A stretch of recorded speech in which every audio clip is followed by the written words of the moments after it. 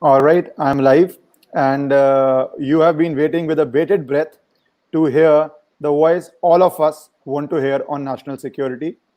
I have been tweeting, so you know who's coming. It is Major Gaurav Arya. Those who are joining from YouTube, you all watch him on TV every day, on YouTube every day, and we are all very excited to welcome him. And he is coming on a very good day also, in the sense that I have just crossed 50,000 subscribers, started end of April.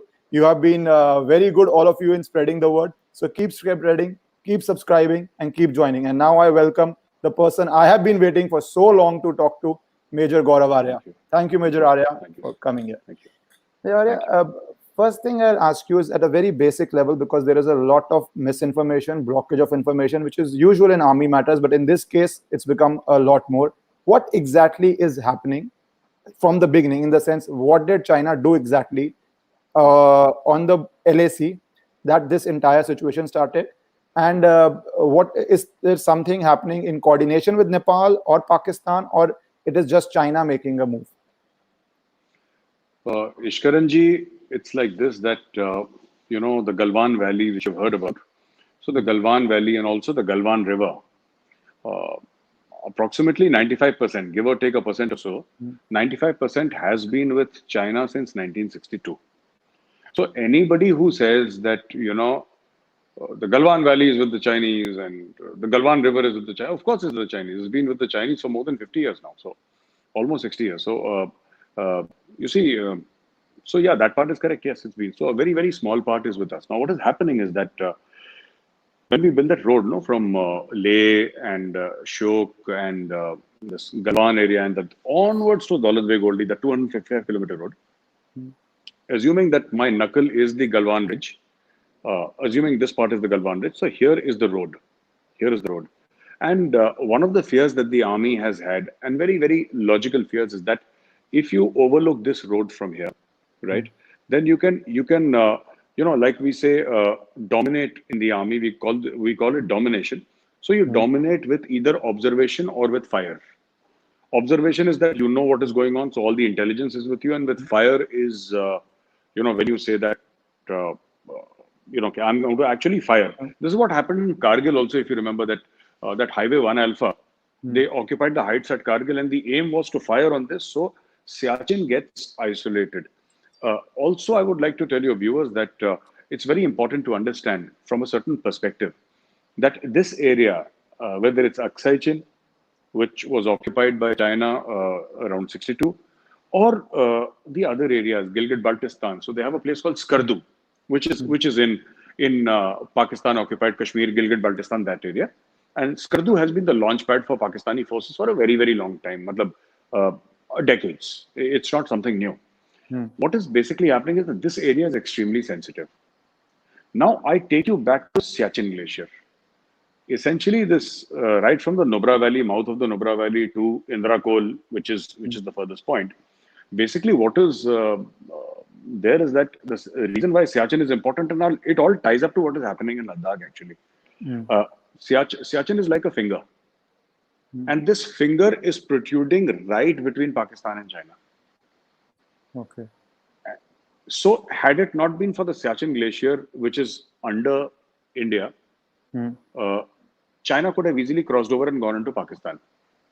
Now they can't. So all these things are part of not just the Belt and Road Initiative or the Silk Route or the China-Pakistan Economic Corridor, which comes in through Gilgit-Baltistan. Actually Gilgit-Baltistan.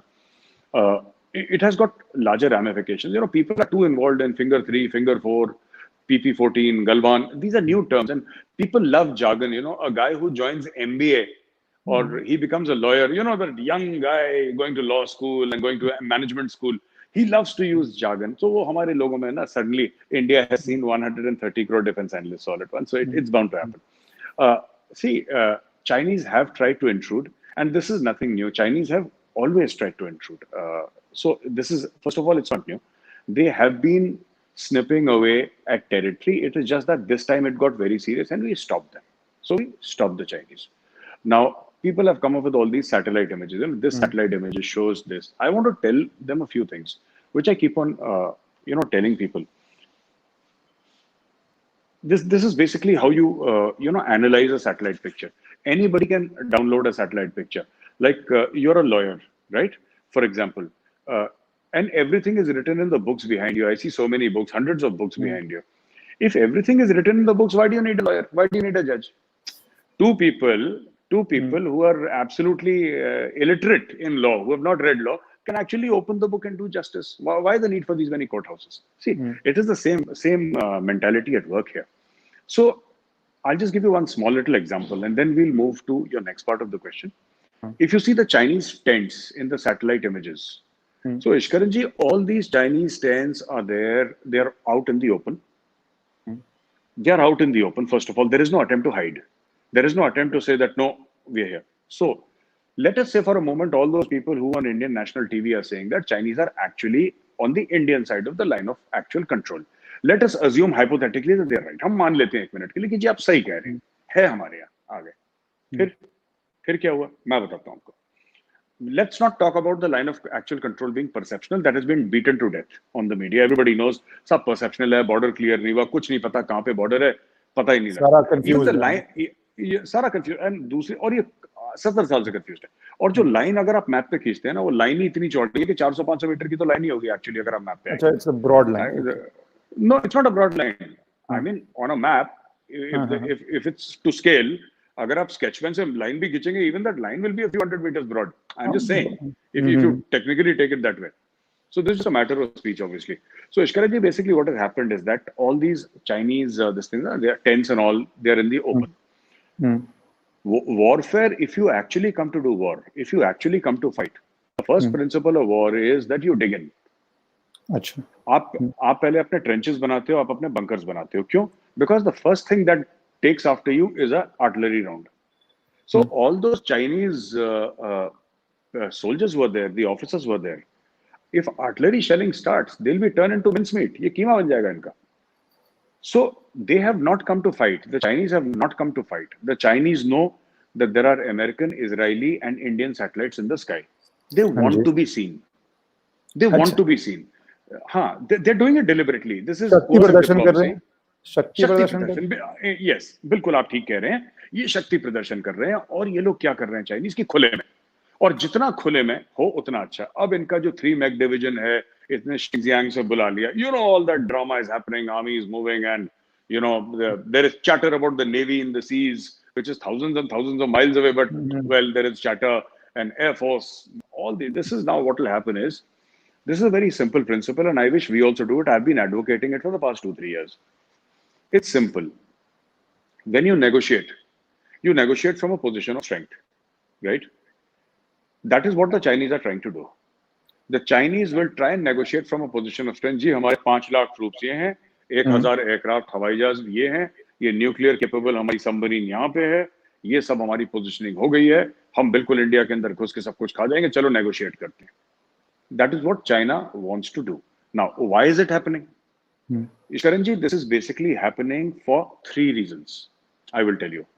The first reason is coronavirus. इसका direct reason corona virus है, because अब China को हर जगह से धुकार हो रही है. Everybody is questioning China. Everybody is saying that you give us this much money, you have to return this much money, you have to, X, Y, Z. And our stock markets are dying because of you, our people are dying because of you, and China has to pay. So this has happened. Now, what has happened is that because of this, not many people realize this or perhaps know this. आप बिल्कुल interesting करे. Japan ने भी $2.2 billion का एक fund खड़ा किया है कि हमारे पास वापस अपनी कंपनीज आ जाएंगी जापानीज, तो 2 बिलियन अगर जापान में आएंगी तो उनको दे रहे हैं, और 200 मिलियन उनको दे रहे हैं जो फार ईस्ट में कहीं और जाएंगी. सो कंट्रीज ने फंड्स भी शुरू कर दिए हैं. नहीं, नॉट ओनली दैट इश्करण जी, वो सिर्फ वो बात नहीं है. मैं आपको असली बात बताता हूँ इसमें है क्या. देखिए, बात ये है कि अब कम्युनिस्ट पार्टी ऑफ चाइना जो है ना, जो कि एक ही पार्टी है चाइना में, औरतों को पार्टी है नहीं. लाइक इंडिया में 100 पार्टी, वहां पे तो एक ही है, कम्युनिस्ट पार्टी ऑफ चाइना. अब कम्युनिस्ट पार्टी ऑफ चाइना का जो शी जिनपिंग है, उसका बॉस है, और वो बॉस लाइफ लॉन्ग है. वो मरते दम तक बॉस रहेगा.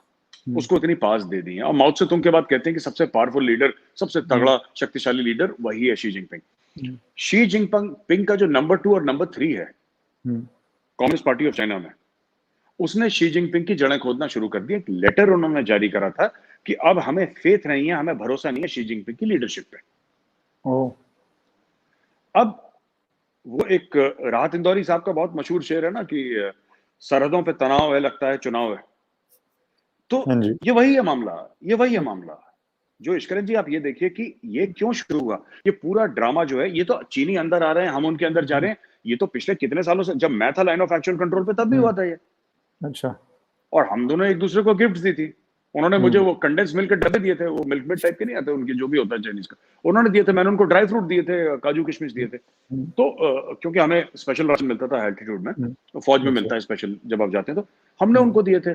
और दूर से वेव करते हुए, अच्छा तुम जाओ, तुम आओ, इधर आओ, ये हम्म, सब, और करके चले गए। कभी कुछ हम्म, नहीं हुआ।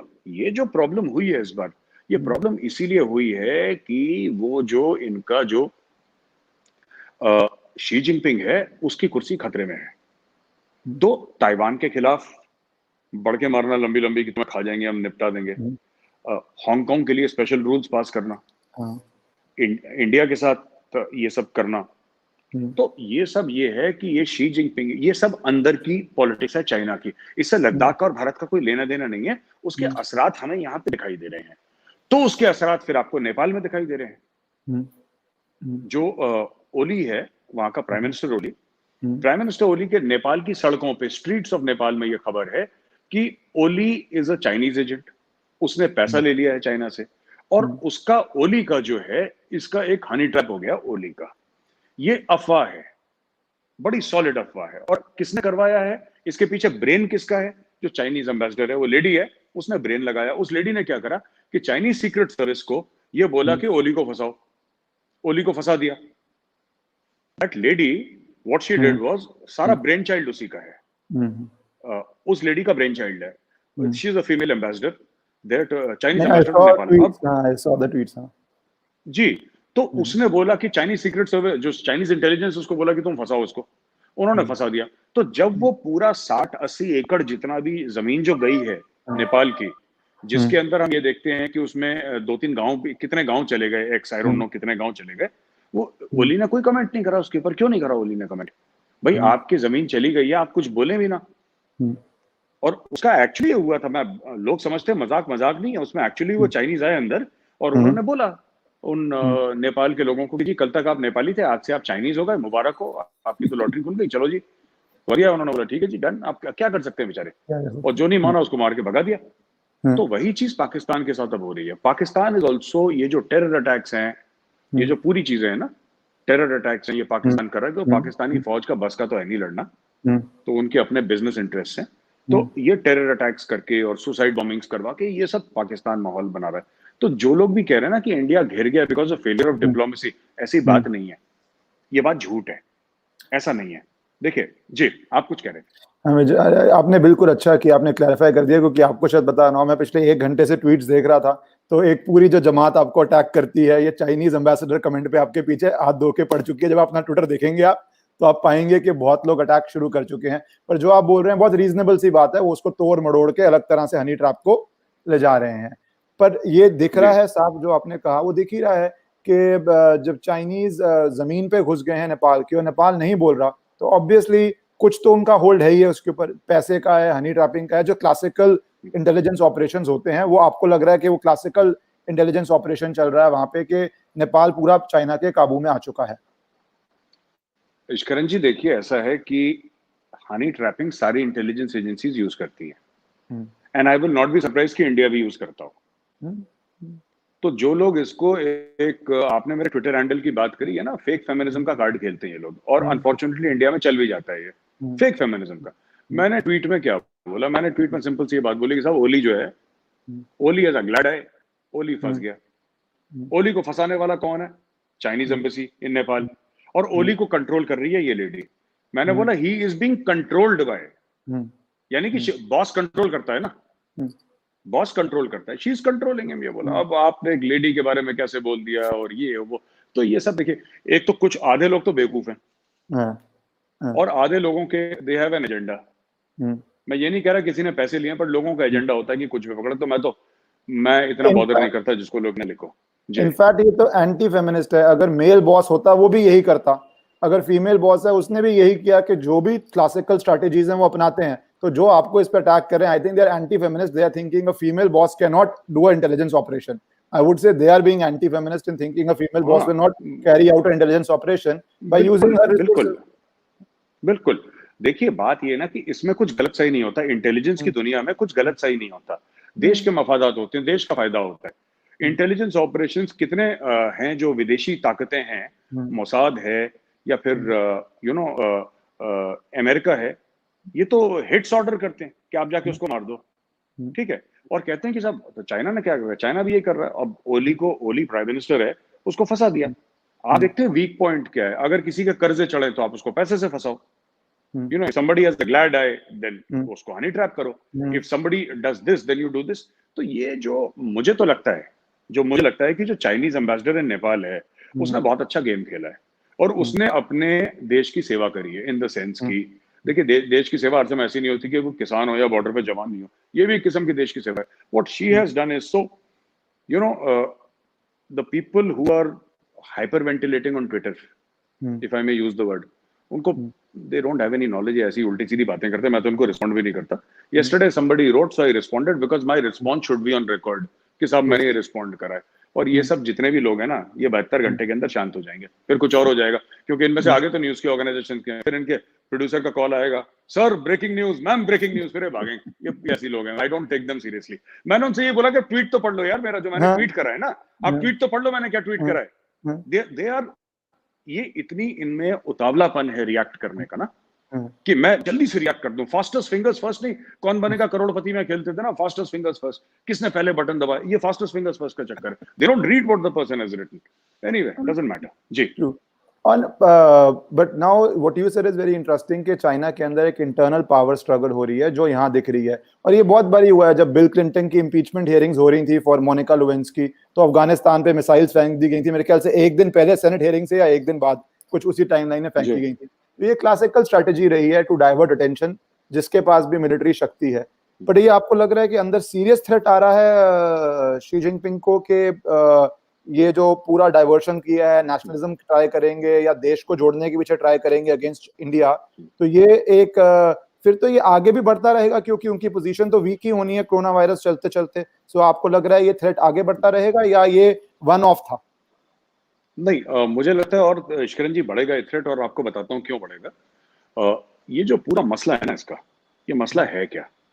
मसला ये है कि जो एक कम्युनिस्ट पार्टी ऑफ चाइना है, जो कि चाइना अपने आप में चाइना है, वो पॉलिटिकल पार्टी में वही चाइना है, उसका एक करार है, उसकी एक अंडरस्टैंडिंग है अपने सिटीजन्स के साथ कि मैं तुम्हें इकोनॉमिक सुपरस्टारडम के सपने दिखाऊंगा, मैं तुम्हें लुक आफ्टर करूंगा, मैं तुम्हारा एक सर्टेन लाइफ का जो एक लिविंग स्टैंडर्ड है वो मैं अश्योर करूंगा तुमको. ऐसी बात नहीं कि चाइना में गरीब में, चाइना में बहुत गरीब है, लेकिन जनरली मिडिल क्लास की बात कर रहा हूं. मैं तुम्हें अश्योर करूंगा और तुम अपने फ्रीडम उसके एवज में तुम मुझे दोगे. It's a trade off between freedom and money. Now अब ये चीज के साथ सबसे बड़ी प्रॉब्लम होती है, this can not last very long. ये ज्यादा दिनों चलता नहीं है ये.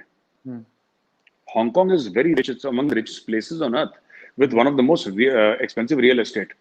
बुरा हाल है हांगकांग में. क्या लड़ाई है? फ्रीडम की तो लड़ाई है हांगकांग में, और किसकी लड़ाई है? तो अगर आप ये सोचते हैं कि आप लोगों को पैसा दे देके उनको खरीद लेंगे, वो पॉसिबल नहीं है. डेवलपमेंट हाँ, that is something else, but यहाँ पे क्या है, पैसा दे देके वो लिमिटेड पीरियड तक खरीद सकते हैं, आप लोगों को खरीद नहीं सकते. दूसरी बात जो हमें बड़ी समझने की जरूरत है ना Ishkaran ji, is also the fact that with the American sanctions, America ने टिबेट के ऊपर वो कर दिया है, बिल पास कर दिया ये पिछले महीने भर में. टिबेट के ऊपर कर दिया उन्होंने, शिंगजांग के ऊपर वो जो वीगर मुस्लिम्स हैं उनके लिए कर दिया है. उन्होंने ताइवान के लिए स्टेटमेंट दे दिया है.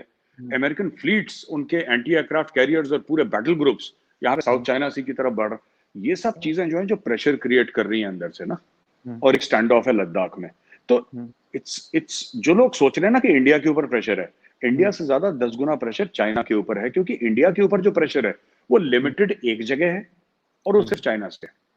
लेकिन शी जिनपिंग जो लड़ाई कर रहा है, he is fighting for his survival, क्योंकि चाइना में रिटायरमेंट के बाद बहुत बुरा सीन होता है. इवन इफ यू रिटायर ना, चाइना में नहीं पता लगता कौन कहाँ गायब हो गया. पाकिस्तान में आप अगर रिटायर होंगे तो देन यू आर गॉन. कोई ठीक ठाक आपको प्राइम मिनिस्टर नहीं मिलेगा पाकिस्तान का जो रिटायर हो गया. नवाज शरीफ बेचारा भागा बाहर बैठा है. कोई जेल में है इनका प्राइम मिनिस्टर को, तो China is also like this, once you are out of power so people tend to cling to power, कुछ भी करें, नेशनलिज्म का कार्ड खेलें, पेट्रियोटिज्म का कार्ड खेलें, कोई भी कार्ड खेलें, गद्दी बनी रहनी चाहिए, लालच के लिए नहीं, उसकी जान पे बनाएगी उसके। So they are fighting for survival, Xi Jinping is fighting for survival right now. Mister Arya, ये चाइना की आर्ट ऑफ वॉर में स्ट्रेटेजी रही है to subdue the enemy without fighting. उसके लिए ही उन्होंने बहुत साइकॉप्स करते हैं और इंफॉर्मेशन वॉरफेयर करते हैं, और उसके ऊपर इंडियन गवर्नमेंट ने अभी एक स्टेप भी किया। जमीन की लड़ाई पे तो बहुत एग्जॉस्टिवली बात हो ही रही है, पर अब पिछले 4-5 दिन से after TikTok was banned and other Chinese apps are banned, India ने एक नया रूट लिया है। आपने जो ट्रेड सैंक्शंस की बात की, इन अ वे इंडिया ने, मैं बेबी स्टेप बोलूंगा, it's a very baby step भी बहुत इंपॉर्टेंट है, क्योंकि हमने कभी ऐसा स्टेप किया ही नहीं। हम तो पाकिस्तान को भी मोस्ट फेवर्ड नेशन बोलते हैं। सो वो जब मून पे गए थे, कहा था small step for man, giant step for Mankind. तो इंडिया के लिए ये बेबी स्टेप लेना भी एक पैराडाइम शिफ्ट है, क्योंकि हमारे ख्याल से हमारे देश ने पाकिस्तान को भी नहीं कभी कुछ ऐसा किया है। तो आप इसको कितना इंपॉर्टेंट स्टेप देखते हैं ट्रेड वॉर में? और उसके बाद फिर मैं इंफॉर्मेशन वॉरफेयर पे आऊंगा। तो ये आपको लगता है अच्छा पैराडाइम शिफ्ट किया गया है, या इसका कोई रेजोनेंस नहीं होगा, कोई इंपैक्ट नहीं होगा, सिर्फ डोमेस्टिक ऑडियंस को खुश करने के लिए किया गया है? इसके दो इंपॉर्टेंट पहलू हैं। पहला इंपॉर्टेंट पहलू ये है कि जो इनके ड्रीम्स थे, बाइडू के, फॉर एग्जाम्पल टिकटॉक के, वीबो के, इनके जो ड्रीम्स थे, इनके फाइनल ड्रीम्स क्या हैं? क्योंकि चाइना में तो ग्रेट फायरवॉल है, आप अंदर आ नहीं सकते। चाइना में ट्विटर नहीं चलता, फेसबुक नहीं चलता, unless you are close to communist party और आपको एक्सेप्शन दे रखा हो। चाइना में ये सब चलता नहीं है, एवरीथिंग इज कंट्रोल्ड। अब आप ये देखिए ना कि हुआ क्या है कि these people have gone outside to India. तो इंडिया में भी कुछ ऐप इन्होंने चला दिया। अब इंडिया में कौन बाइडू वाइडू को चलाएगा नहीं, यहाँ पे गूगल चलता है। तो इनका ये एम था कि 2 most populous countries on earth are using these apps, which is almost like almost 3 billion people, almost मतलब मोटा मोटी 2.3 बिलियन लोग हैं, which is almost 40% of the 35-40% of the Earth's population. अब अगर यहाँ पे इतना बड़ा मार्केट है, now let us push it to Europe and America.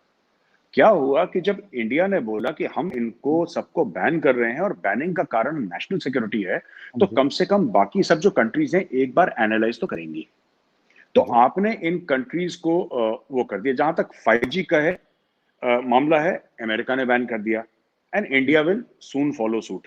तो it is hitting them very hard. दूसरा इसका पहलू है अशकरन जी की मोस्ट ऑफ दीज बिजनेसेस, जो हमें काफी इंडियंस को नहीं पता इसके बारे में, most of these businesses right, ये जो हैं ये वो बिजनेसेस हैं कि जो कि you know they are front ended by PLA, People's Liberation Army, जो चाइना की आर्मी है। और चाइना की आर्मी का एक सबसे इंटरेस्टिंग फैक्ट क्या है कि वो अलग इंडिपेंडेंट आर्मी नहीं है। अगर आप देखें उसका structure, the PLA army, PLA navy, PLA air force, वहां पे आर्मी सबको बोलते हैं, PLA army air force, PLA army navy, PLA army army. These are basically the armed wing of the Communist Party of China. ये कम्युनिस्ट पार्टी ऑफ चाइना का armed wing है, और इनके अपने बिजनेसेस हैं, और काफी बिजनेसेस इनके software, mobile phone app, real estate, ये वो। अगर आप कोई भी चाइनीज कंपनी, बड़ी चाइनीज कंपनी खोलें और बिल्कुल उसके डीप घुसें, किसी चार्टर्ड अकाउंटेंट को पकड़ के बोलें कि भाई घुसो इनकी फाइल्स में, if it is available, you will realise कि कहीं ना कहीं कोई शेल कंपनी है which is owned by People's Liberation Army. तो वहां पे आर्मी अलग नहीं है। तो जब भी हम सोचें चीन के बारे में, तो हम लोग ना भारत के जो हमने चश्मे पहन रखे होते हैं इंडिया के, कि वहां पे भी चाइना में भी एक कांग्रेस होगी, एक बीजेपी होगी, और यू नो वहां पे भी स्टेट के इलेक्शंस हो रहे होंगे और फौज अलग होगी, पॉलिटिक्स और ये नहीं है।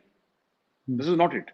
सच्ची बात यह है कि वो चाइनीज कम्युनिस्ट पार्टी कहां खत्म होती है और पीएलए कहां शुरू होती है, इसका किसी को नहीं पता। और हर एक बटालियन में वहां पे एक पॉलिटिकल ऑफिसर होता है who is more powerful than the commanding officer.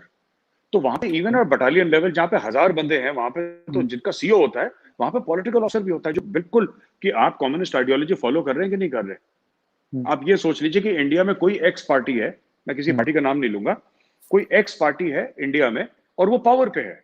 आप सोच लीजिए वो पावर पे है, उसकी एब्सोल्यूट मेजॉरिटी है, वो पावर पे है, और वो पार्टी ये कहती है कि हर एक इंडिया के बटालियन में हमारा एक कार्यकर्ता होगा जो कि उनके कर्नल के बराबर रैंक का होगा, और वो इंश्योर करेगा कि आपकी जो लॉयल्टी है वो पार्टी को हो पहले।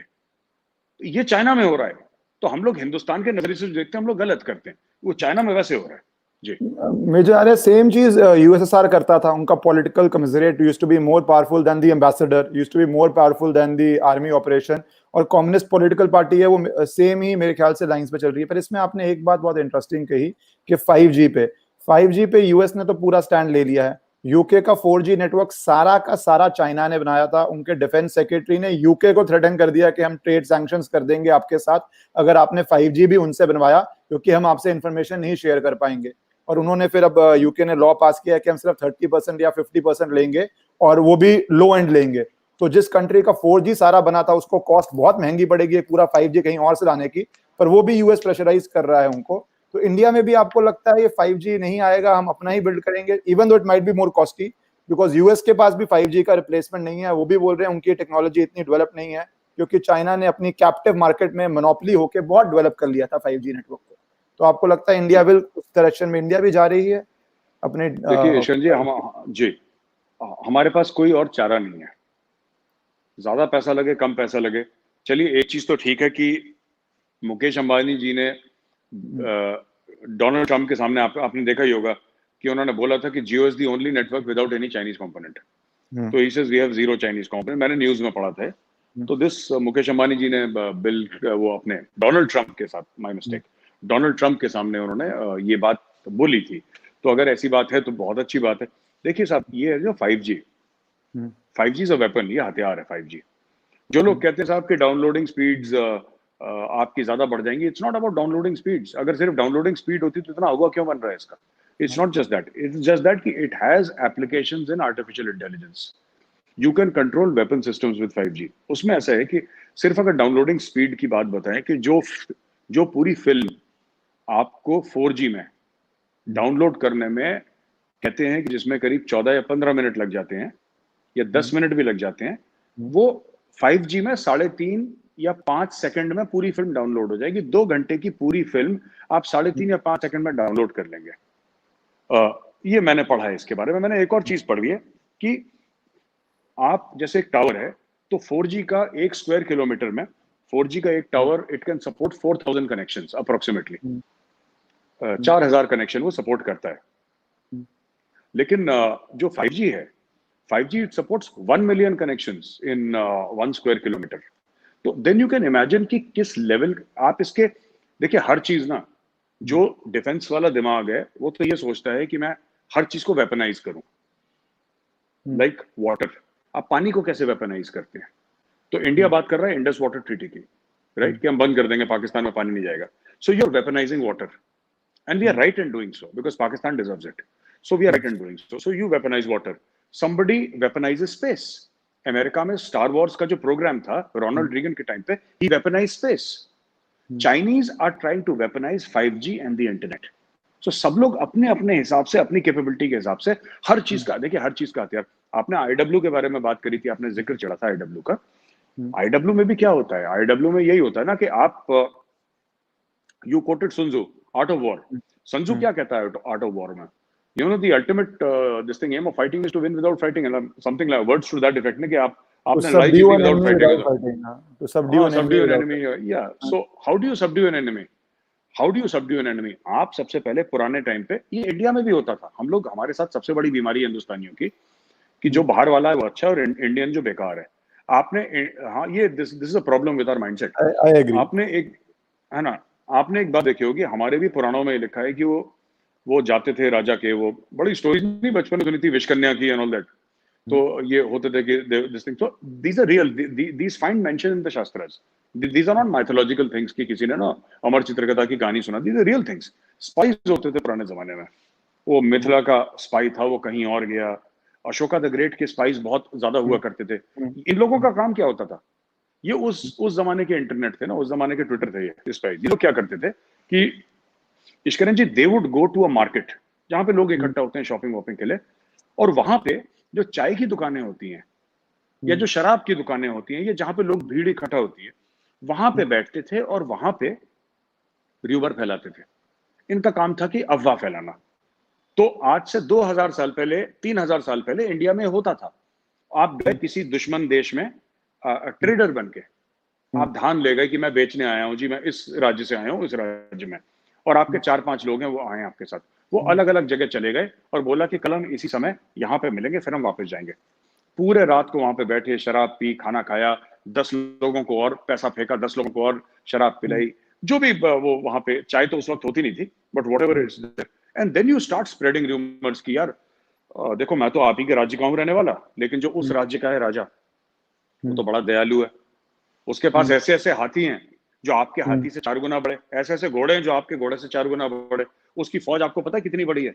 तो ऐसे दूसरी की जनसंख्या को, जो पॉपुलेशन है, उसको डिमोरलाइज करना, उसको डिमोरलाइज करना, उसको ऐसा कर देना कि वो बिल्कुल, so that is what Sun Tzu was saying that you know when you degrade an enemies will to fight, denude and degrade an enemies will to fight, आप कैसे करते हैं जब आपने पूरी पॉपुलेशन का मोरल कम कर दिया।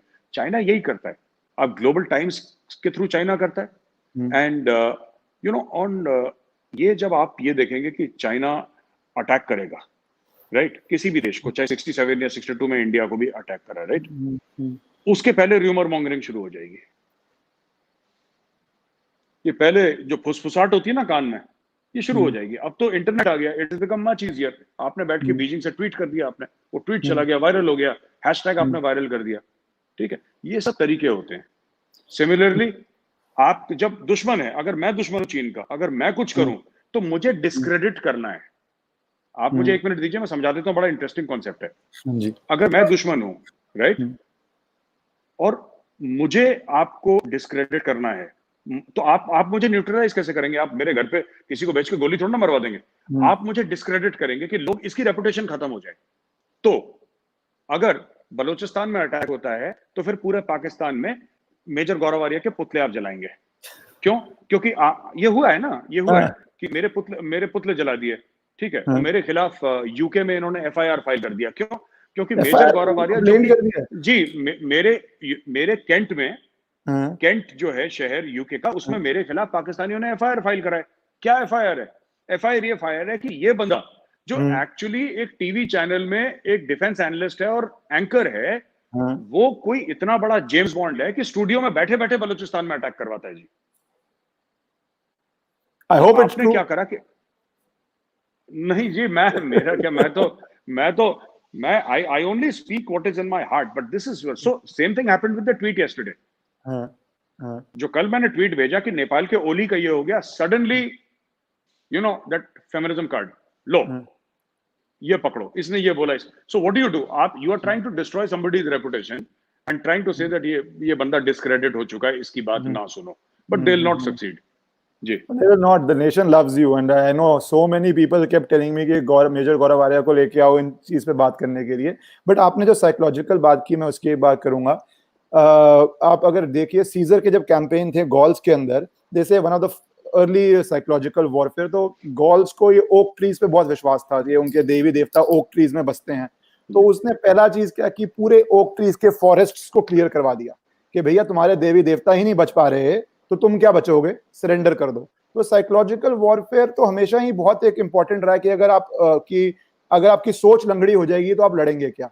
और चाइना ये हमेशा करता रहा, चाइना का इतिहास में, हमारे देश में भी बहुत एग्जाम्पल है, करते रहे हैं। मैं सीजर का एग्जाम्पल दे रहा था जब उसने पूरा गॉल कैप्चर कर लिया था। तो ये साइकोलॉजिकल वॉरफेयर में इनके बहुत एजेंट्स भी हैं। जैसे आपने कहा, एक काम है कि आपको या जो भी राष्ट्रवाद की वॉइसेस हैं उसको डिस्क्रेडिट करना, ये एक साइकोलॉजिकल वॉरफेयर का पार्ट है। और ऐसे क्या पार्ट्स हो रहे हैं, क्योंकि ये नॉर्मल ऑडियंस को पता होना चाहिए, जो आप आर्मी कर रही है वो एक कॉमन सिटीजन नहीं कर सकता, पर जो साइकोलॉजिकल वॉरफेयर कर रहे हैं उसके बारे में तो कॉमन सिटीजन भी कंट्रीब्यूट कर सकता है। तो क्या क्या तरह से साइकोलॉजिकल वॉरफेयर हो रही है मॉडर्न एज में, उस पर अगर आप थोड़ा जनता को जानकारी देंगे तो they will be able to contribute. जी ईश्वरन जी, इसमें पहले मैं एक एग्जांपल से शुरू करूंगा, फिर मैं साइकोलॉजिकल वॉरफेयर में आऊंगा। जो मंगोल थे चंगेज खान के अंडर, तो जब मंगोल अटैक करते थे किसी शहर को, तो वो क्या करते थे कि ये भी इंफॉर्मेशन वॉरफेयर ही है ये।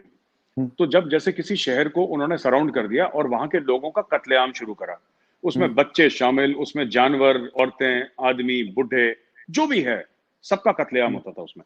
तो जो कत्लेआम होता था, जो शहर के क्योंकि उस समय पढ़े लिखे लोग बहुत कम थे जिनको लिखना पढ़ना दोनों आता हो, तो जो लिखे पढ़े लोग थे उनको एक ऊंचे टीले पे खड़ा करता था चंगेज खान अपने साथ, या कोई भी मंगोल जनरल होगा, नॉट नेसेसरली चंगेज खान, कोई भी मंगोल प्रिंस या जनरल जो भी होगा, प्रिंस जनरल ये खड़ा करता था अपने साथ 4-5-10 लोगों को, और फिर पूरे शहर में। और ये लोग जब 3 दिन तक और रात तक ये लोग सिर्फ ये देखते थे कि लोग किस तरीके से मारे जा रहे हैं, किस तरीके से कट रहे हैं, और लोगों के सर काट काट के उनके पहाड़ बनाते थे। ये मंगोलों की आदत थी कि जैसे कि 1 लाख लोग मार दिए तो 1 लाख लोगों का सर काट के उनका एक पहाड़ का टीला बना दिया। तो ये लोग जो लिखे पढ़े लोग थे ना, ये देखते थे। और इसके बाद जब ये पूरी मारकाट खत्म हो जाती थी, उसके बाद फिर ये लोग उनको एक घोड़ा देते थे, खाने का कुछ सामान देते थे, और कुछ चांदी के या सोने के सिक्के देते थे, और बोलते थे जाओ और तुम लोगों को चंगेज खान की कहानी सुनाना। तो नेक्स्ट टाइम जब चंगेज खान किसी शहर से अटैक करता था, शहर पे या किंगडम पे अटैक करता था, उसका राजा पहले अपनी तलवार रख देता था, क्योंकि उसने कहानी सुनी होती थी। ये दिस इज इंफॉर्मेशन वॉरफेयर।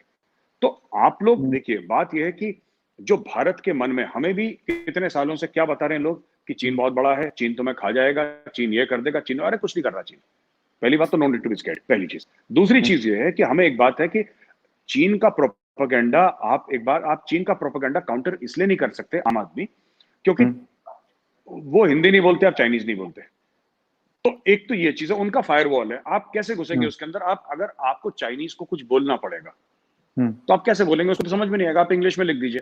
और उनके 2-3 वो जो भोंपू होते हैं ना, लाउड स्पीकर्स उनके, जैसे ग्लोबल टाइम्स वगैरह, उनके थ्रू वो प्रोपेगेंडा करते हैं। लेकिन चाइनीज के लिए असली प्रोपेगेंडा इंडिया में कर रहे हैं पाकिस्तानी, ओके, और कुछ इंडियंस जिसमें शामिल थिंक टैंक्स हैं, जिसमें शामिल प्रोफेसर हैं, जिसमें शामिल जर्नलिस्ट हैं, जिसमें शामिल ऐसे लोग हैं, मैं किसी का नाम लेना यहाँ पे पसंद नहीं करूंगा। अब इसमें होता क्या है कि थिंक टैंक है, ये थिंक टैंक में रिटायर्ड ब्यूरोक्रेट्स भी होंगे, रिटायर्ड डिप्लोमेट्स भी होंगे, हर किस्म के लोग होंगे। अब पोस्ट रिटायरमेंट सबको एक जगह चाहिए, तो उनको अपने पैसा देके 15-20 अपने लोग अपने थिंक टैंक दिल्ली में खोल लिया।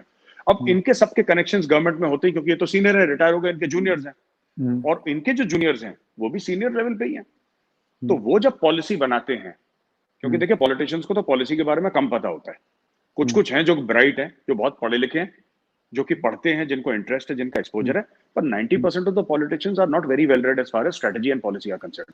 दे डिपेंड ऑन द ब्यूरोक्रेट्स।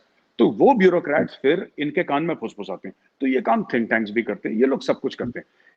आपको ये पता होना चाहिए कि जो ट्विटर और फेसबुक पे चल रहा है वो 90% पाकिस्तानी काम चल रहा है, 90% पाकिस्तानी काम चल रहा है और इंडियन काम चल रहा है। मैं अक्सर एक चीज बोलता हूं, और आपके जो भी फॉलोअर जो देख रहे हैं प्रोग्राम, उनको एक बात बोलना चाहूंगा कि ये मैं कई बार बोल चुका हूं कि जो हमारे यहाँ इतिहास हमारा गवाह है कि किले के दरवाजे हर समय अंदर से खुले हैं, ठीक है? हमारे किले के दरवाजे कभी बाहर से नहीं खुले जी। ये आज भी इंडिया में हो रहा है। तो कोई जाके बोलेगा कि जी लद्दाख चला गया जी पूरा, अच्छा, उसकी 5 लाख की फॉलोइंग है ट्विटर पे, 5 लाख में से मैं कह रहा हूं 50,000 तो अग्री करेंगे कि लद्दाख चला गया। वो जीत गया आदमी, उसने पूरा झूठ बोला, वो जीत गया, he has lied। एंड इसके लिए तो आपको काउंटर करना पड़ेगा। आपने बोला लोग क्या कर सकते हैं, आप काउंटर कर सकते हैं, आप काउंटर करिए, आप जाइए, आप पढ़िए इसके बारे में और आप फैक्चुअली काउंटर करिए। देखिए, अगर आप ये सोच रहे हैं कि आप झूठ बोल के देश की सेवा कर रहे हैं, तो ये देश की सेवा नहीं, क्योंकि झूठ पकड़ा जाएगा, झूठ पकड़ा जाएगा। झूठ मत बोलिए, आप पढ़िए, और आप इसलिए अपने देश को सपोर्ट करिए क्योंकि ए आपका देश है और बी आप सच बोल रहे हैं, आपका देश सच बोल रहा है। You go on Facebook, you counter people कि साहब आप कैसे बात कर सकते हैं, गलत बात है, you are saying something wrong. You must put out a counter narrative and that is how people can help. No, absolutely major आ रहा है। जैसे जो लोग सुन रहे हैं इस वीडियो को प्लीज हर जगह शेयर कीजिए, बिकॉज मुझे तो फ्रैंकली इतने फैक्ट्स पता नहीं है, that's why I wanted Major Arya to come and speak these facts. Counter it के क्या गेम्स चल रही हैं, जैसे उन्होंने कहा 5 लाख बंदा अगर सुन रहा है, 50,000 कन्विंस हो रहा है, तो ही इज अ एक्सपर्ट। जो इनकी बात सुनेंगे वो कन्विंस होंगे, दिमाग चलेगा कि हाँ ये झूठ बोलता है, हैबिचुअली झूठ बोलता है। तो ये आपका काम है to be an information spreader, factual information spreader. So please keep sharing and keep doing that. And on any other conversation, किसी की भी अच्छी लगती है जो राष्ट्र हित में बात हो रही है, उसको प्लीज हर जगह शेयर कीजिए। वेली वीडियोस आती हैं व्हाट्सएप पे, सेंसिबल वीडियोस को शेयर कीजिए ताकि जनता को पता चले, हाउसवाइफ्स को पता चले, प्रोफेशनल्स को पता चले, बच्चों को पता चले, सबको पता चले। That little bit of contribution we all should do. Major Arya, एक इसमें पहलू बहुत हो रहा है पाकिस्तान पे। पाकिस्तान में जैसे आपने कहा आपके पुतले जलाए गए, लंदन में अगर केस डाल रहे हैं तो बहुत एज अ लॉयर दिमाग जाता है उसके पीछे। वो करते हैं कि अगर गलती से भी कुछ एक्शन हो जाए तो फिर ट्रैवल आपके लिए मुश्किल बन जाए।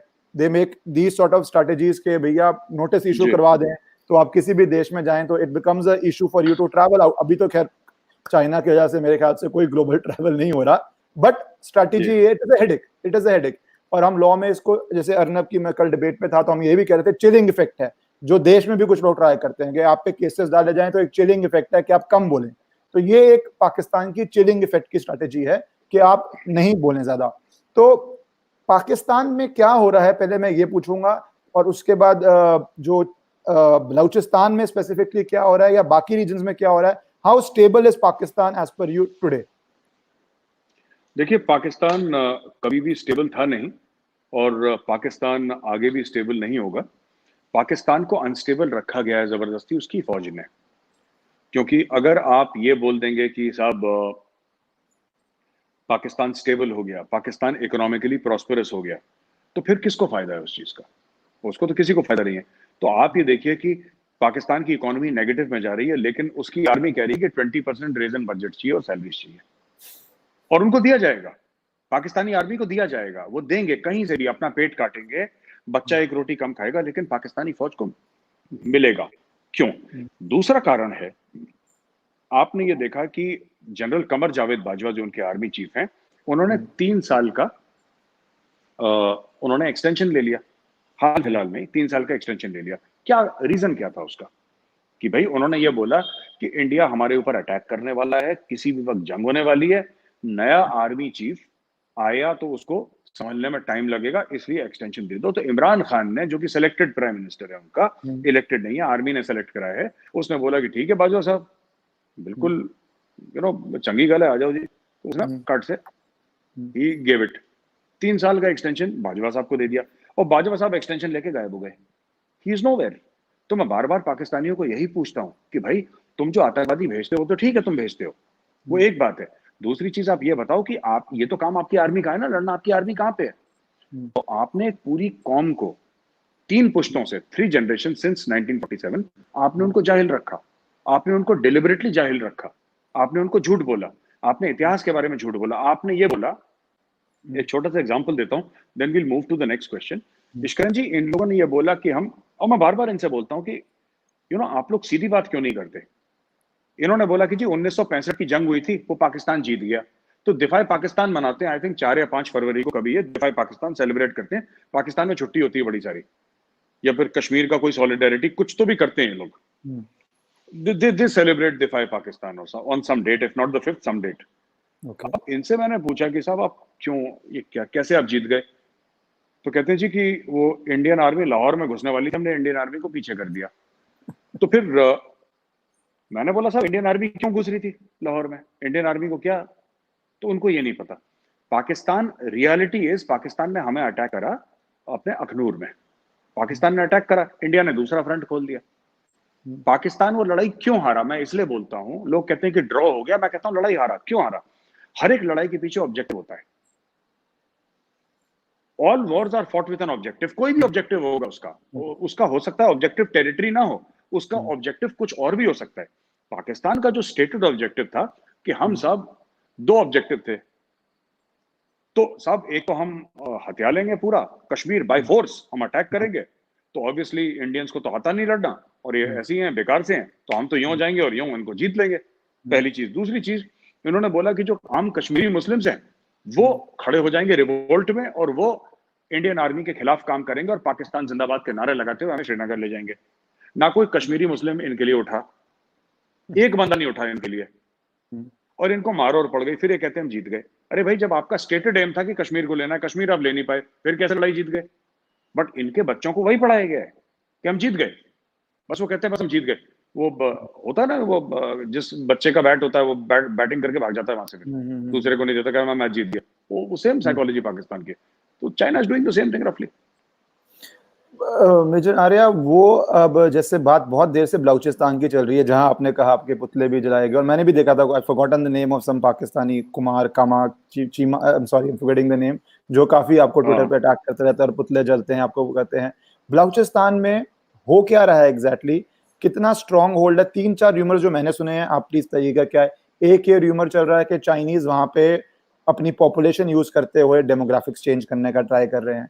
दूसरा ये कह रहे हैं कि पाकिस्तानीज ने बेसिकली वहां पे, अभी मैंने वीडियो पढ़ी थी कि ड्राइवर्स को बोला गया कि नमाज भी नहीं पढ़ोगे क्योंकि जो एम्प्लॉयड इन चाइनीज फर्म्स हैं। तो बलूचिस्तान में, और बलूचीज तो वैसे ही अपने आप को पाकिस्तानी से ही लड़ रहे हैं, तो चाइना तो एक और सिरदर्दी उनके सर पे बेचारों के आ गई है जो वहां की बेसिक पॉपुलेशन है। तो एग्जैक्टली बलूचिस्तान में हो क्या रहा है और कितना सीरियस हो रहा है? Is it just a protest movement or you think it can catch fire and become a independence movement? देखिए साहब, ये खान ऑफ कलात थे। मोहम्मद अली जिन्ना साहब और उनके वकीलों ने खान ऑफ कलात से झूठ बोला, उनके नकली सिग्नेचर लिए, एक्सेशन के फॉर्म में साइन करवाया उस ट्रीटी पे, और जबरदस्ती अपना मिलिट्री पावर इस्तेमाल करके बलूचिस्तान को पाकिस्तान का हिस्सा बना दिया। पहली चीज। दूसरी बात,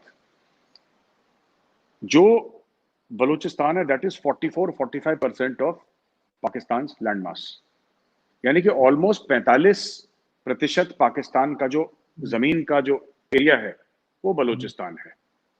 तीसरी बात, आज भी बलूचिस्तान में बलोच माइनॉरिटी में है, चाइनीज की वजह से नहीं। वहां पे 60-65% जो पॉपुलेशन है वो पश्तूनों की है, वो पठानों की है। पश्तून जो है वो बलोच नहीं है।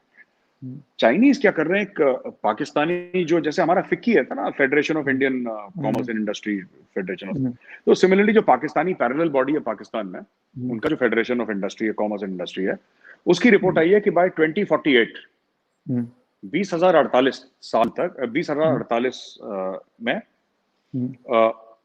Chinese will become the majority in Balochistan. तो वो पश्तून से और बलोच से आगे निकल जाएंगे, तो आपके हर तरफ चाइना हो जाएगा। जो घेराबंदी की हम लोग बात करते हैं ना, पहले तो चाइना सिर्फ आपके नॉर्थ और ईस्ट में था, अब चाइना आपके नॉर्थ और ईस्ट में तो रहेगा, आपके वेस्ट में भी रहेगा। साउथ में ऑलरेडी साउथ चाइना सी आपके, सॉरी ईस्टर्न साइड में, इधर इधर इधर की तरफ आपके साउथ चाइना सी हो गया, और नीचे आके हनुमान टोटा पोर्ट हो गया, इधर आपका गवादर हो गया। तो ये जो बलूचिस्तान का चल रहा है, बहुत ये फ्रीडम स्ट्रगल है एक्चुअली। ये फ्रीडम स्ट्रगल है। वो लोग आजादी चाहते हैं बलोच, और बलोच आजादी चाहते हैं। हर जगह मीर जाफर होते हैं, ट्रेटर्स होते हैं। तो ये जो चीफ मिनिस्टर बलूचिस्तान है वो ट्रेटर है, बलोच कौम का गद्दार है, वो उसको ट्रेटर बना रखा है।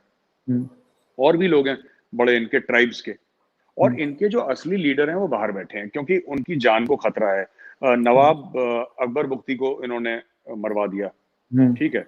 और जो हरबयार मरी हैं, हरबयार मरी के जो कुछ के जो रिलेटिव थे, उनके ब्रदर शायद, तो उनके फादर जो भी थे, उनका पाकिस्तानी फोर्सेस ने उनके ऊपर अटैक कराया और फिर काफी सीरियस मामला हो गया था। तो ये सब वहां पे बड़ा कॉमन है। बलूचिस्तान में एक बात तो है कि वहां पे जो बाकी पाकिस्तान में जो फीलिंग है ना, एक रेडिकलाइज हो गई है सोसाइटी मजहब को लेके, बलूचिस्तान में वो नहीं है। बलोचों के लिए नेशन इज फर्स्ट। 10,000 साल पुराना सिविलाइजेशन है साहब। It's a 10,000 year old civilisation, Mehrgarh civilisation. तो आपने एक सिविलाइजेशन 10,000 साल पुराना है, एक जो बंदा है वो 72 साल पुराना है, तो उनमें बात कैसे होगी? पाकिस्तान तो पैदा ही हुआ है कल। So Balochis are this thing, so Balochis will never accept. जहां तक आपने कमर चीमा साहब की बात करी, जो कमर चीमा साहब ट्रोल करते रहते हैं मुझे, he is a sweet guy, he is a well read guy. पता है, मैं एक सच बात बताऊं आपको, I am on record, I am saying, सबकी अपनी मजबूरियां होती हैं, और मैं समझता हूँ मजबूरी है। He has got intellectual depth, Qamar Cheema ना, ही टॉक सेंस। और टीवी पे तो फिर वो लड़ाई झगड़ा ही हो जाता है ना, फिर हमारा सब लोग चिल्लाते हैं, but actually he is a professor actually, बच्चों को पढ़ाते हैं। तो मैं मजाक करता हूँ कि चीमा साहब अपना करियर बच्चों का डिस्ट्रॉय कर दिया, तो he also laughs it off. तो वो ठीक है, he is defending his nation, I am defending my nation, so no hard feelings, चलता रहता है। वो अपना फर्ज निभा रहे हैं, मैं अपना फर्ज निभा रहा हूं। That is it. So, Major Arya, is India using the opportunity in Balochistan? Yeah, we are being goody two shoes and not doing enough to use the opportunity because, like it or not, Pakistan हमारे लिए खतरा है। खतरा in the sense कि वो attack करता रहेगा, terrorism करता रहेगा। क्या हम गुडी टू शूज हो रहे हैं, या हम बलूचिस्तान को जितना पोटेंशियल है उतना एक्सप्लॉइट कर पा रहे हैं? आपको क्या लग रहा है इसके ऊपर? देखिए साहब, मुझे तो ऐसा लग रहा है कि हमने कुछ भी नहीं करा, हमें करना चाहिए। और सबसे बड़ी चीज जो हम कर सकते हैं वो है political and diplomatic help to Balochistan. Political मतलब इंडिया के पार्लियामेंट एक रेजोल्यूशन पास करे कि हम मानते हैं कि बलोच आज़ादी की जो तहरीक है वो जायज़ है, वो लीगल है, और फिर इंडिया लॉबी करे और कंट्रीज को जो कि इंडिया के साथ हैं कि साहब आप बलूचिस्तान के फ्रीडम स्ट्रगल को लेजिटिमेट फ्रीडम स्ट्रगल आप रिकॉग्नाइज करें। पहली चीज। दूसरी चीज ये है कि जो मैंने कई बार वीडियोस में मैं कह चुका हूँ पहले कि उनके बलोच का एक यहाँ पे आपको एक गवर्नमेंट इन एग्जाइल इंडिया में बनानी चाहिए। आपने टिबेटन्स की बनाई ना, हम्म, टिबेटन्स की आपने धर्मशाला में बनाई ना आपने 50s में, तो बलोच की क्यों नहीं बना सकते? क्या प्रॉब्लम? बलोच की बनाई है, दिल्ली में बनाई है, उनकी बढ़िया फर्स्ट क्लास। तो एक तो ये चीज है। दूसरी चीज, इनके एम्बेसीज होने चाहिए, बलोचिस्तान के एम्बेसीज ना आउटसाइड, हम्म, जो इंडिया स्पॉन्सर करे, सब कुछ करे। तो ये सब चीजें हमें करनी चाहिए। हम लोग क्या सब कर नहीं रहे, हम लोग we are not doing it. Hmm. And बलोचियों को हमसे काफी उम्मीद है, लेकिन हम उम्मीद पे खरे नहीं उतर रहे। हम लोगों ने कुछ करा नहीं बलोचियों के लिए। वो बेचारे खुद ही, इंसान क्या कर सकता है? बंदा मर ही तो सकता है, हम्म। तो मर रहे हैं वो। But India is not doing what India should be doing. India should do much much more. We are doing zero. अभी हम जीरो कर रहे हैं बलोचों के लिए। हमें बहुत कुछ करना है। बेचारे why are we not doing it? ये तो एक सामने सामने अपॉर्चुनिटी दिख रही है। उन्होंने पाकिस्तान पंजाब में ट्राई किया, उन्होंने कश्मीर में ट्राई करते हैं। ये रेजिस्टेंस क्यों है? हम क्यों नहीं कर रहे इनफ आपके हिसाब से? व्हाट इज द रीजन के we are lacking in picking up this opportunity? Where is the नहीं, रेजिस्टेंस हम कमिंग फ्रॉम लोग द गवर्नमेंट? हम नहीं, गवर्नमेंट का रेजिस्टेंस नहीं। हम लोग कल्चरली ऐसे लोग हैं।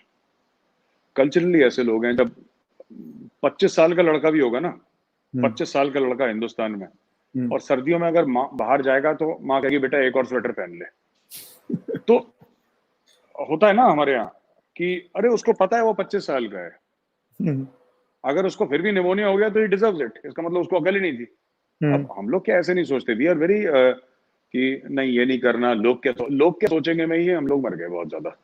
लोग क्या सोचेंगे, लोगों को बुरा लगेगा, लोग इंडिया के बारे में, हमारा बहुत पुराना सिविलाइजेशन है, हमारी एक इज्जत है, इंडिया जैसे मुल्क ऐसा काम नहीं करते। ये लोग, जो आजकल की जो तारीख बदल गई है, हिस्ट्री जो बदल गई है, जो हम 21st सेंचुरी में, हम लोग एसिमेट्रिकल वॉरफेयर की बात करते हैं ना।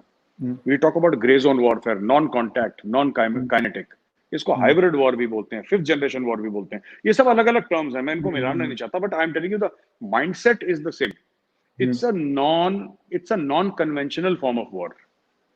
और नॉन कन्वेंशनल फॉर्म में पाकिस्तान टेररिज्म इस्तेमाल करता है, चाइना इंफॉर्मेशन वॉरफेयर इस्तेमाल करता है, रशिया फेसबुक का इस्तेमाल करके ग्रे जोन वॉरफेयर करता है। अमेरिका के इलेक्शंस में आपको पता है कि किस तरीके से रशियंस ने फेसबुक इस्तेमाल करके इलेक्शंस में ओपिनियन बिल्डिंग करी है। तो सब लोग करते हैं। नॉर्थ कोरिया के हैकर्स बड़े मजबूत हैं। तो हर एक मुल्क करता है। अगर कोई सोचे ना, इंडिया नहीं करता, बस इंडिया नहीं करता। पता नहीं क्या आपने मैं आपने बिल्कुल सही बात बोली है कि one agrees with mister Sidhu और not because he is been in all political views now, but बात अच्छी बोलते हैं वो। क्या कहेंगे लोग? दुनिया का सबसे बड़ा रोग वो हमारे अंदर है कि we do not exploit it to the जो हमारी पोटेंशियल है। मेजर आर्या, मुझे एक बात बताइए कि कितना बहुत बड़ा एक स्पेक्टर लूम कर रहा है इंडिया के लिए। नेपाल चाइना के कंट्रोल में आ रहा है, पाकिस्तान तो I think bought and sold है, और चाइना है। तो ये across the north multiple front war की आप possibility, is it a thing जो नहीं हो सकती, या आपको लगता है बहुत सीरियस है और हमें आज से प्रिपेयर करना चाहिए, अगर नहीं कर रहे, कि भैया ये तो बहुत बड़ी पॉसिबिलिटी है, ये आने वाली है, होए ना होए अपनी तैयारी शुरू करो? आप इसको कितना सीरियसली लेते हैं? ये हॉकिश व्यू है या ये प्रैग्मेटिक व्यू है? ये प्रैग्मेटिक व्यू है। जनरल बिपिन रावत जब वो आर्मी चीफ थे तो उन्होंने भी यही व्यू दी थी। वो सीडीएस थे हमारे, तो जनरल रावत ने टू फ्रंट वॉर बोला तो मीडिया वालों ने बड़ी मजाक उड़ाई कि जनरल साहब ये क्या बात बोल रहे हैं, ये तो बेकार की बात है और बकवास है। लोगों ने 10 मुंह 10 बातें। अब कह रहे हैं हाँ यार वो जनरल रावत ठीक तो कह रहे थे यार, may be he was right. अरे 40 साल he has spent in the army, he obviously, let's give him that benefit of doubt कि एक जर्नलिस्ट से तो ज्यादा ही पता होगा फौज के बारे में। तो बट हम लोग तो यहाँ पे तो जो एक बार मीडिया में जो काम कर लेता है फिर वो he is God, he knows everything ना, वो भगवान बन जाता है। एक और चीज जो है ना कि ये जो आप नॉर्थ फेसिंग जो भी मामला है ना हमारा, ईश्वरन जी, क्या होता है कि चाइना ने, पाकिस्तान ने जबरदस्ती हमें नॉर्थ फेसिंग रखा। 47-48 की लड़ाई ले लीजिए, आपकी 62 की, आपकी 65 की, आपकी 67 की, आपकी नॉर्थ ईस्ट साइड की इंसर्जेंसी की, पंजाब टेररिज्म की, कश्मीर टेररिज्म की, 26/11 की, 1971 और की, ये सारे नॉर्थ ईस्ट वेस्ट इधर लड़ाइयां हुई हैं ऊपर की तरफ, राइट? एक्चुअली बात पता है क्या है, ये क्यों हुई है कि this is a deliberate attempt by China and Pakistan to keep you focused looking upward. Actually action south में है, एक्शन ऊपर नहीं है। चाइना का जो ट्रेड रूट है मलाक्का स्ट्रेट से आता है, जो पूरा घूम के जो उन्होंने बनाया है पूरा ऐसे नीचे से ना श्रीलंका से घूम कर आता है, तो सब एक्चुअल चाइना की जो नस है, एक्यूलीज हील जिसको हम बोल सकते हैं, जो रावण की नाभि है, वो है नीचे। पर आपको पता है कि क्योंकि आपके वॉर सारे ऊपर लड़े गए हैं, तो आपका 70-80% बजट कहाँ जाता है? ऊपर जाता है देखने में। गनाई से ऊपर आप अब लद्दाख में हो गया, तो माउंटेन कोर के ऊपर आप फिर 20-25-30 हज़ार करोड़ और सरकार देगी और माउंटेन कोर रेस करेगी। ये चाहता ही है। मैं तो ये कह रहा हूँ कि चाइना को सॉर्ट आउट करने बता रहा हूँ, इनके जो भी सप्लाई रूट्स है ना ट्रेड के, ये लद्दाख में कुछ करे ना, आप लद्दाख में कुछ मत करो, चाइना को कुछ मत करो, जितना रोक सकते हो रोक लो, आप एक्शन कुछ मत करो, आप इनके ट्रेड रूट नीचे समुद्र में मारो, क्योंकि आपकी नेवी फॉर्मिडेबल है, इंडियन नेवी फॉर्मिडेबल है। We have our aircraft. China के पास तो अभी 2011-2012 में आया है एयरक्राफ्ट कैरियर, हमारे पास तो 1971 वॉर में था। We had an aircraft carrier, China did not have. तो वी हैव इनफ एसेट्स। ठीक है, चाइना की नेवी हमसे बड़ी हो सकती है, क्यों नहीं हो सकती बड़ी? बिल्कुल हो सकती है, कोई बात नहीं। लेकिन इसलिए तो अमेरिका ने अपने शिप्स मूव करे यहाँ पे। अमेरिका के दिमाग में है you should take an aggressive posture at sea, start harassing there this thing. मैं ये नहीं कह रहा कि उनका कोई कंटेनर जा रहा है माल का और आपने कंटेनर को पानी से ही उड़ा दिया मिसाइल मार के, ये नहीं कह रहा मैं कह रहा हूँ कंटेनर को रोको, बोर्ड कर लो कंटेनर को, just board the container, stop it there for 1 week and after 1 week let it go. Checking करो कि हाँ ड्रग स्मगलिंग नहीं हो रही, ये नहीं हो रही, और छोड़ दो बाद में। You right, absolutely right. कहना कि हमें डाउट है, हमें खबर मिली थी जी। मेजर आर्या, ये जो I was reading something very interesting, 1913 हमारे freedom fighter nationalist Bipin Chandra Pal, वो कह रहे थे 1930 में, जब हम गुलाम देश थे, चाइना भी गुलाम देश था, कि भारत की सबसे बड़ी चुनौती 2-3 चीजों से होगी। 2 उन्होंने सबसे बड़ी कही, एक पैन इस्लामाइजेशन मूवमेंट, जो उस समय भी खिलाफत शुरू भी नहीं हुई थी, 1913 की बात कर रहे हैं वो, और दूसरी चाइना, क्योंकि वो कहते हैं ब्रिटिशर्स आए हैं पर इनके पास संख्या नहीं है, चले जाएंगे। और हिस्ट्री ने भी वही दिखाया, 100-150 साल रहे, बहुत बड़ा पीरियड है, पर अगर भारत का इतिहास करें तो बहुत छोटा पीरियड है, चले गए, जनसंख्या नहीं थी। पर वो कह रहे थे ये हैन जो रेस है, ये बहुत बड़ा खतरा है। तो अब हम उस खतरे के जोन में पहुंच गए हैं। शायद पहले ही थे, पर हम विजिबली उसको ले नहीं रहे थे। सो आपके हिसाब से what are the 3-4 big moves we should do, be it psychological, be it information, be it जैसे आपने कहा माउंटेन कोप की जगह वो करो, डिफेंसिव बैटल करो, बट अग्रेसिव मूव कहीं और करो। So what are the, towards the end of the conversation, I want to ask you broadly, what are the few things that you would like to suggest कि हमें करनी चाहिए, which will be helpful to us in controlling both Pakistan and China और strengthening our national security? चाहे वो US है, US से better संधि करनी चाहिए, या यूएस के अपने रिलेशनशिप्स हैं उन पर रिलाई नहीं करना चाहिए। तो ब्रॉडली स्ट्रेटेजिकली इंडिया को इस समय क्या मूव्स करनी चाहिए अगले 5-7-10 साल के लिए? जी, मुझे तो ऐसा लगता है कि सब एक समय के लिए नॉन अलाइनमेंट ठीक थी। एक टाइम पे जब हमने करी थी नॉन अलाइनमेंट, तब वो ठीक थी। आज की तारीख में मेरे हिसाब से ठीक नहीं है। जो क्वाड का कॉन्सेप्ट है, अगर आप क्वाड के कॉन्सेप्ट को स्ट्रेंथन करेंगे तो आई थिंक जिसमें ऑस्ट्रेलिया शामिल है, यूएस, इंडिया, जापान, ये जो 4 कंट्रीज का क्वाड बना है, इसको थोड़ा सीरियसली एक्सरसाइजेस करें अपना इस एरिया में, पूरा चाइना के आसपास, इसमें अपना जरा प्रेशर दिखाएं, पावर दिखाएं, पहली बात। दूसरी चीज ये है कि ट्रीटी साइन करें चारों मुल्कों से, कि डिफेंस ट्रीटी म्यूचुअल, कि we should protect each other, we should be there, because all of them are troubled by China, right. Number 3, हमें ये देखना चाहिए, देखिए इसमें जो असली सोल्यूशन है वो मिलिट्री नहीं है, नॉन मिलिट्री सोल्यूशन है। मेरे हिसाब से what we should do is, China के वीक पॉइंट्स कहाँ हैं, फॉल्ट लाइंस कहाँ हैं चाइना की? चाइना की फॉल्ट लाइंस ये हैं कि आप ये देखिए मुल्क कितना डरा हुआ है। मैं अक्सर ये बात कहता हूँ, और करण जी आप खुद सोचिए, ये मुल्क कितना डरा हुआ है। इसने ट्विटर बैन कर दिया, इसने फेसबुक, आपको डर लगता है ट्विटर से? लोग मुझे रोज गाली देते हैं भर भर के, मैं तो नहीं डरता ट्विटर से। चाइना क्यों डर गया ट्विटर से?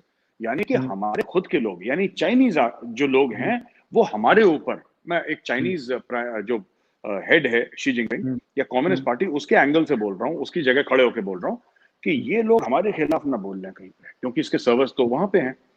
तो ये हमारे खिलाफ ना बोल रहे हैं, ये किसी दिन हमारे खिलाफ खड़े ना हो जाएं, तो हम इनको ऐसा इंफॉर्मेशन का टूल नहीं देंगे जो हमारे खिलाफ इस्तेमाल करें। आप कभी चाइना, अगर आपको वो हो, अगर आपने डीलिंग करी हो, आप कोई ईमेल भेजिए चाइना को और उसमें 2-3 ऐसे वर्ड्स लिख दीजिए उनको पसंद नहीं है, तो वो पूरा ब्लैकआउट करके फिर जाती है आगे। वो बीच में ईमेल रोक लेते हैं Chinese. They so scared of, they are scared of Twitter, they are scared of YouTube. उनको फेसबुक से डर है, उनको इंस्टाग्राम से डर है, उनको जीमेल से डर है, नॉर्मल ईमेल से डर है। तो ये मुल्क बड़ा खौफजदा, ये बड़ा ब्रिटल है। जो इसका शक्ति आप देखते हैं ना चीन के लोगों के दिमाग में, कि ये बहुत बड़ा पावर है और बहुत हवा है, वो नहीं है। हवा नहीं है चाइना। चाइना अंदर से बहुत कमजोर है, अंदर से बहुत डरा हुआ है, चाहे उसके आउटवर्ड मैनिफेस्टेशंस बड़े स्ट्रांग हो।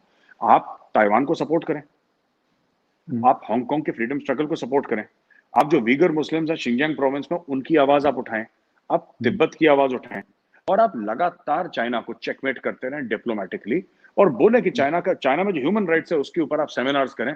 आप लंदन में करें, पैसा खर्च करना पड़ेगा आपको, लंदन में करें, यूएस में करें, दुनिया भर में जहां पे भी डेमोक्रेसीज हैं आप वहां पे जाके सेमिनार करें और बोले देखो चाइना क्या बुरा हाल कर रहा है। Turn China's reputation into mud, मट्टी कर दें चाइना का नाम, चीन का नाम एक गाली बन जाना चाहिए। आप इतना करें और सारा जेन्युइन, झूठ बोलने की जरूरत नहीं क्योंकि चाइना के खुद इतने पाप हैं। और वो बेचारा 3 साल का लड़का, आप खुद सोचो इसकरन जी, 3 साल का बच्चा, उसको खुद नहीं पता कहीं पे, उससे बोला तुम्हारा नाम क्या है, वो कहता है जी मेरा नाम मोहम्मद है। 3 साल के बच्चे को तुमने जेल में डाल दिया क्योंकि उसका नाम मोहम्मद है। ये तो उनका माइंडसेट है चाइनीज का। दिस इज इनका इतनी मेंटालिटी छोटी है कि उस बच्चे का नाम था। ये कुरान शरीफ कह रहे हैं हम दोबारा लिखेंगे, you know they want to write it again. So this is there, ये एक ज़हनियत दिखाती ना आपको, एक सिक माइंडसेट है, एक बीमार मानसिकता है इनकी। तो ये डरे हुए लोग हैं और हम लोग गलत, इनका आंसर लद्दाख में नहीं है चीन का आंसर है हांगकांग में, ताइवान में, शिनजियांग प्रोविंस में, यहाँ पे। और ये सब का सब एक बढ़िया सी बिल्डिंग लीजिए दिल्ली में, मैं बता रहा हूँ आपको, बढ़िया सी बिल्डिंग लीजिए 20-25 माले की, उसके अंदर बैठाइए अपने लेटेस्ट हैकर्स बैठाइए, उसके अंदर म्यूजिशियंस बैठाइए, कंटेंट राइटर्स, स्टोरी टेलर्स, आपके वीडियो ग्राफिक्स वाले, पैसा खर्च करिए and start a world wide campaign, information warfare campaign against China and Pakistan. इनके घुटने टूट जाएंगे, मैं बता रहा हूँ, 6 महीने के अंदर मिमियाते हुए आएंगे आपके पास। जो इतना हुआ बन रखा है ना चीन की, अरुणाचल भी चाहिए हमें और लद्दाख भी चाहिए और जी चलो तो दिल्ली भी दे ही दो हमें, फिर जब सभी दे रहे हो तो ये सब इनके होश फाख्ता हो जाएंगे, देखिएगा इनके ना जी। बिल्कुल सही। और मेजर आर्या ने जो बात कही है, मैं उसमें सिर्फ एक बात जोड़ूंगा। आप जो सारी ऑडियंस देख रही है, सरकार को बिल्डिंग देने की जरूरत तो है, एक ऑर्गेनाइजेशन की हमेशा जरूरत होती है। आप सबके पास तो कीबोर्ड है। चाइना की आप वो कह रहे हैं हम भाषा नहीं बोल सकते, लंदन तो बोल सकते हैं, ह्यूमन राइट्स की बात तो कर सकते हैं, यूएस तो कर सकते हैं। थोड़ी अपनी ट्वीटिंग जो आप पाकिस्तान पे करते हैं उसके, जो मैं बोलूंगा ओनर हैं, उसके ऊपर कीजिए, हिट द मेन टारगेट। वहां पे ट्वीटिंग कीजिए, वहां पे फेसबुकिंग कीजिए। इतने मीम आर्टिस्ट हैं कि जिस पे बनते हैं वो भी हंस रहा होता है कई बार, इतने अच्छे अच्छे मीम्स बनते हैं। अपनी क्रिएटिविटी वहां दिखाइए और इसको प्लीज करते रहिए।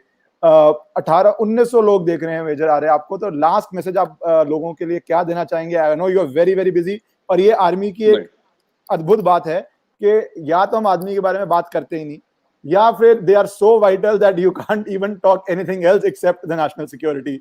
और आपने ये बहुत बारी देखा होगा, 2-2 साल 5-5 साल बात ही नहीं होती आर्म फोर्सेस पे, और एकदम से इतनी बात होती है कि कोई और बात ही नहीं हो रही। आजकल कोई और बात नहीं हो रही। So I will not trouble you more, but I would request you once more to come back after when you are a bit when this is a little cool down.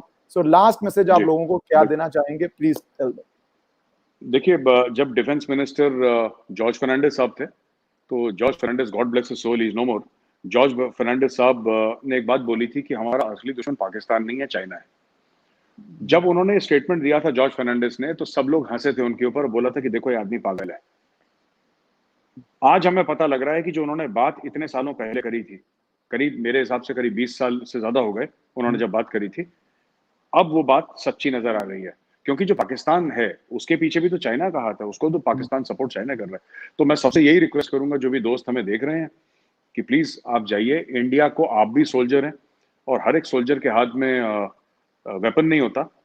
आपका वेपन आपका mobile phone है, आपका weapon आपका laptop या आपका desktop है। आप जाइए और जो भी भारत के खिलाफ प्रोपेगेंडा करता है, आप उसको फैक्चुअली, विदाउट, इसमें झूठ बोलने वाली बात ही नहीं है, आप फैक्चुअली उसको काउंटर करिए और काउंटर करते रहिए। अगर आपने अकेले मिलके 2 या 4-5 लोगों को भी एक दिन में काउंटर करा, तो देश के लिए बहुत बड़ी सर्विस होगी।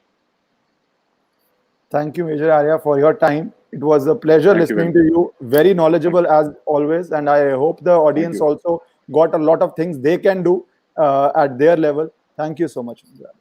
Thank you, sir. Thank you very much. Jai Hind. Jai Hind.